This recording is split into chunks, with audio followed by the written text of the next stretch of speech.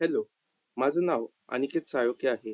आज मी पिकल आणि जॉबलिप या विषयाची माहिती सांगत आहे. चला एका सोप्या उदाहरणानं समजून घेऊया. तुम्ही खूप खूप मेहनत घेतली आणि ML चं मॉडेल बनवलं. ते बनवत असताना खूप वेळ, कष्ट आणि संसाधनं लागली. आता पुढच्या वेळी तुम्हाला ते पुन्हा पाहिजे असेल आणि तुम्हाला ते पुन्हा शून्यातून बनवावं लागलं, मग ते खूप वेळ घेणं आणि कंटाळवाणं काम होईल. इथेच पिकल आणि जॉबलिप याची आपल्याला मदत होते.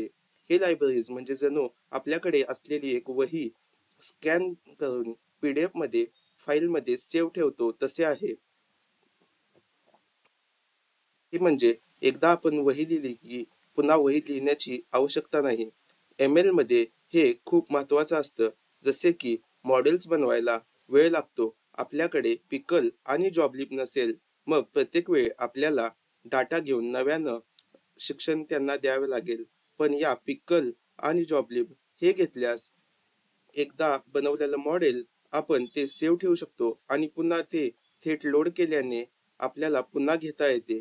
पिकल ही पायथन मधली बिल्ट इन लायब्ररी आहे. ती जवळपास कोणत्याही पायथन ऑब्जेक्टचे जतन ठेवू शकते. जॉबलिब ही खास ML मॉडेल आणि मोठ्या डेटा सेटसाठी उपयुक्त आहे. ती मोठे डेटा सेट खूप जलद आणि सोप्या पद्धतीनं जतन ठेवते. यामुळे आपला वेळही वाचतो, कम्प्युटेशन ही कमी लागतं आणि आपलं कामही सुलभ होतं. थोडक्यात सांगायचं झालं तर पिकल आणि जॉबलिप म्हणजेच ML मधले सेव्ह आणि लोडची बटणं आहेत. ही दोन्ही साधनं मॉडेल्स जतन केल्याने पुन्हा सहज वापरण्यास मदत देतात. आता आपण बघू की पिकल आणि जॉबलिबच का? आधीच्या काळात ML मॉडेलमध्ये एकदा शिक्षण केलं आणि ते पुन्हा घ्यायचे असेल, मग पुन्हा त्याला शिक्षण देणे भाग पडे.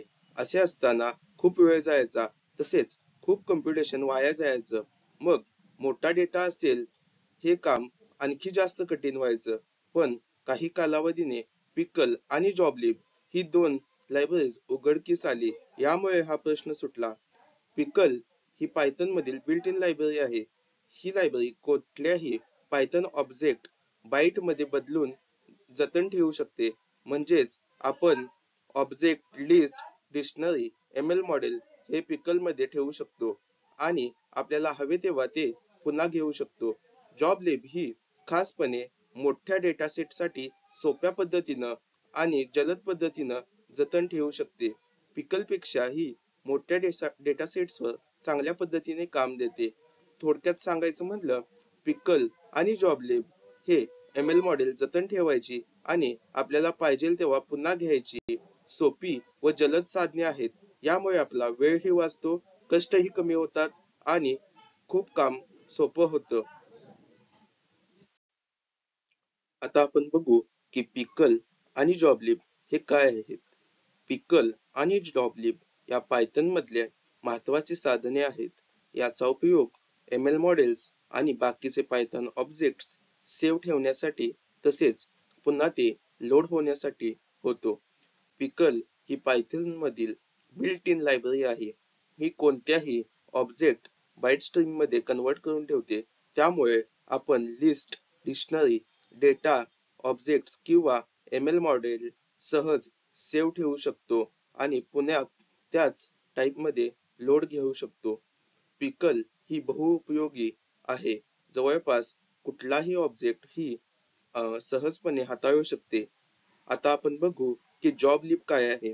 जॉबलिब ही बाह्य लायब्ररी आहे, जी खास मोठ्या डेटा सेट्स आणि मोठे न्यूमेरिकल अरेज यांच्यासाठी ऑप्टिमाइज केलेले आहे.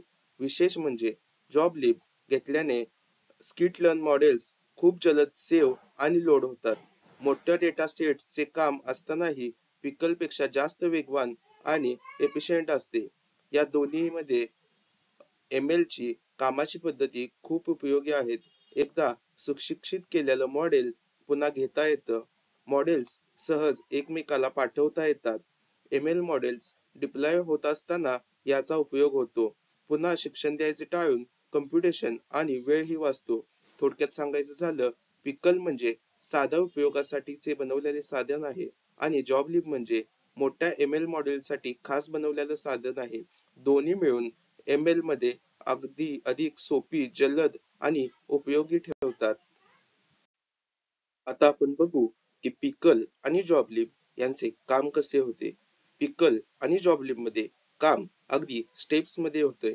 पहिला मॉडेल सुशिक्षित केले जाते, त्यानंतर ते फाईल मध्ये सेव्ह ठेवले जाते, मग ते पुन्हा लोड बनवून घेतले जाते आणि त्याच्यावर अंदाज दिला जातो. समजा तुम्ही एक ML मॉडेल बनवले आहे आणि आता ते पुढे तुम्हाला कामासाठी घ्यायचे आहे.